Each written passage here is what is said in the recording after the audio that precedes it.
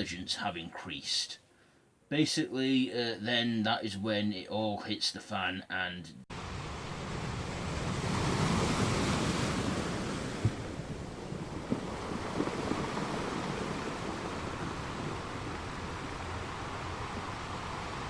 You son of a...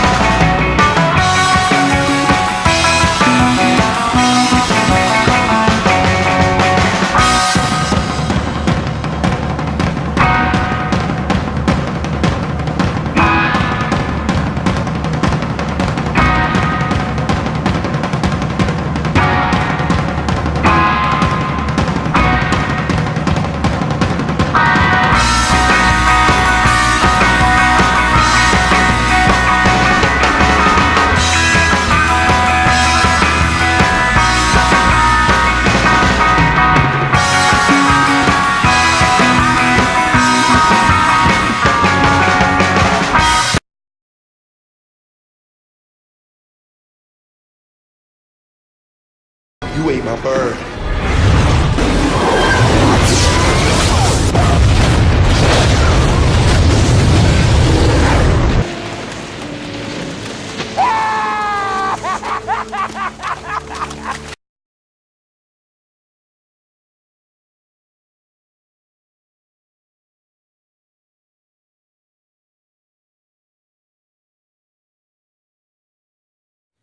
welcome back to Shark Week on Random Horror. And today is day 2, and I am reviewing Deep Blue Sea. Yes, again I reviewed this last year, but again I told you my last Shark Week didn't get the attention, didn't get like the views or I hoped. So I'm doing it again with a bigger audience now that I've got one. And that, anyway, yes, Shark Week Day 2, Deep Blue Sea. So, this film was directed by Randy Harling, starring Saffron Burrows, Thomas Jane, LL Cool J, Jacqueline McKenzie, Matthew Rappaport, or something, Rappaport or something, Stellan Skarsgård, and Samuel Jackson. So this is a 1999 shark thriller where a research facility is genetically enhancing and altering sharks to find a cure for Alzheimer's, as sharks can't get ill. And by doing that, they genetically enhance Mako Sharks to take sample of their brain to create the cure for Alzheimer's. And basically it all goes tits up when they discover that the sharks' intelligence have increased. Basically, then that is when it all hits the fan and the sharks lock them in. They find a way to imprison them in the underwater facility, and then everyone is trapped inside and they have to find a way to get out of here before the sharks get them. There are 3 sharks in this, and yeah, they really are clever as they create a new breed of aggressive sharks. So let's get on to the likes and the dislikes about this. First of all, the likes. Now, I like this film. It was definitely my early shark films that I enjoyed, apart other than Jaws. And I like this. I like Samuel Jackson in this, and his death was very unexpected and very abrupt the first time you watch it. But I've seen it so many times now, and I think, God, that death is so avoidable. he could have survived. Also, I like LL Cool J in this. He actually put up a good fight against the sharks, including one scene where he blew up the shark in the kitchen and that, and the bit where the shark switches the oven on when he gets inside it. I think that's quite funny when he does that and stuff. And then as he blows up the shark, he just goes, "You ate my bird," because he did eat his parrot. I also liked, Thomas Jane's character in this. He was, again, a great fisherman. He knew how to dodge all the sharks and stuff. And he was quite good in this. He was badass. So I liked LL Cool J and Thomas Jane's characters. In fact, I'm sure I'm not giving anything away now. They're the only two that actually survived the entire film after they destroy the big badass mama shark from getting out into the open ocean and that. And there's another scene where our leading lady, played by, I think it's Saffron, what's her name?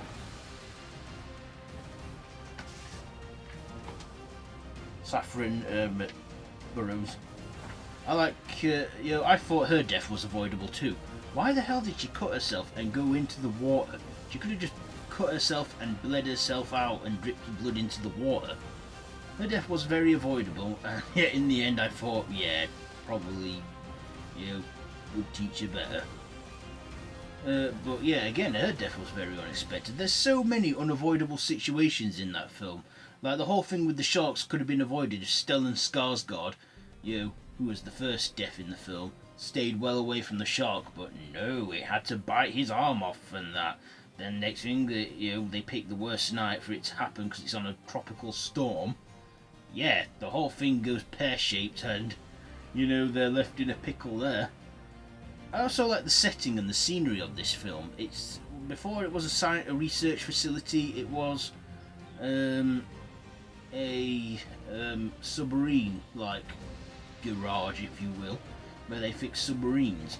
And I like that, how there were some submarines sunk at the bottom and stuff of the seafloor. I also like the effects it had for its time.